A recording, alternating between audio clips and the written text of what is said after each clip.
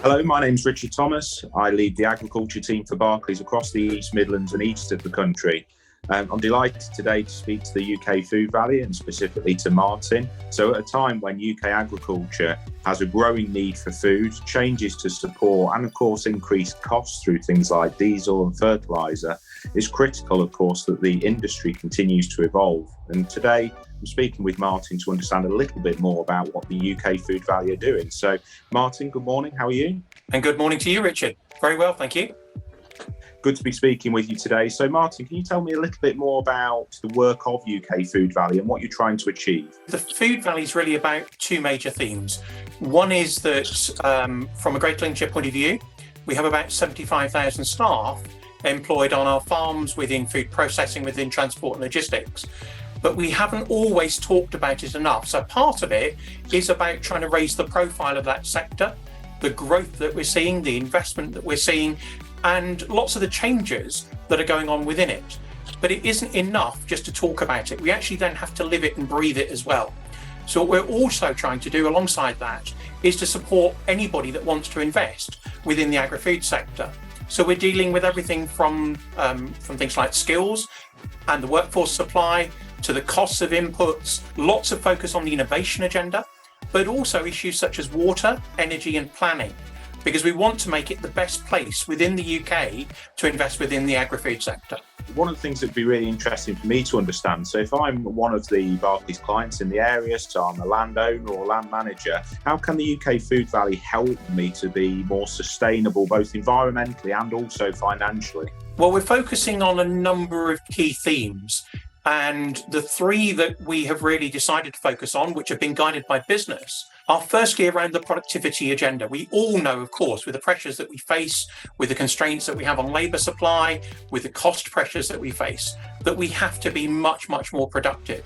So we're focusing on the digital agenda, on the productivity agenda, and on the automation agenda, really to try and make sure that we have some of the best businesses in the world, that they are some of the most efficient within the world as well. We're doing that with lots of focus really around the innovation agenda, lots of the investors that we're bringing in to support businesses. The second theme is all about low carbon. Really, until about a month ago, that was just about low carbon. What it's now, of course, about is low carbon and the cost of energy. And so what we're really trying to lead there is really a change from farm to fork for the whole of the food chain in terms of the way that we use energy and, of course, the carbon that then goes with that.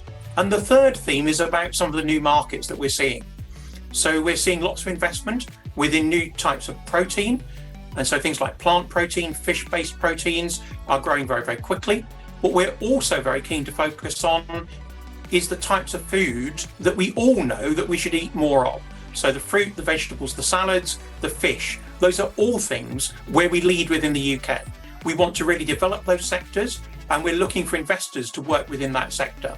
We have lots of investment coming in from outside of the region and we're very, very keen to work on that on a joint venture basis with farms and a range of estates and food businesses within the region to help them to make those links, to attract new investment and to drive change within that market. You talked about a few points there which I'd just like to pick up on. So Lincolnshire has a massive opportunity in terms of the quality of the land, so the amount of grade 1 land we have in the area, of course. But you talked specifically about labour, which I know is a challenge for many of our clients. Of course, there's an opportunity in that in terms of the automation and the innovation that we're seeing in the sector. So perhaps could you tell us a little bit more about that labour and that automation and how UK Food Valley is affecting those two areas?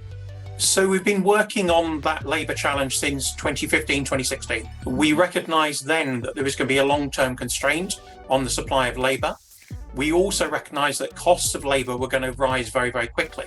The LEP and the University of Lincoln and the business community really came together to drive a very, very major agenda around that.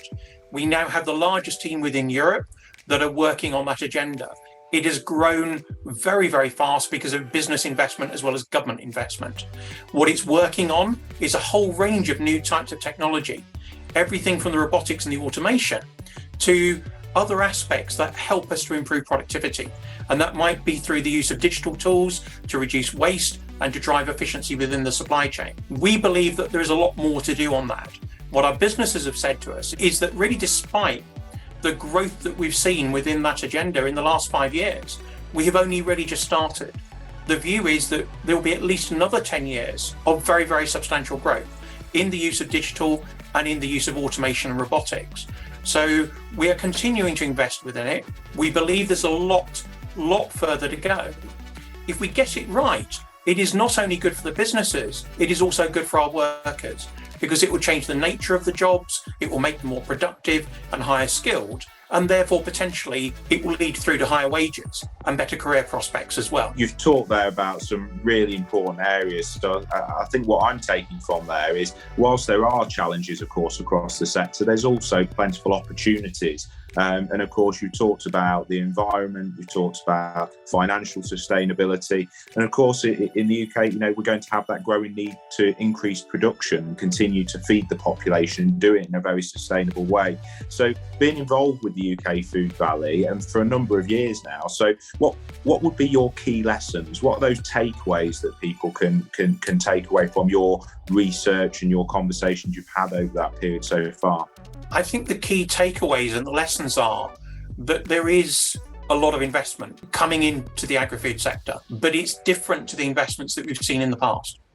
I've been involved in the agri-tech agenda for the last 10 years.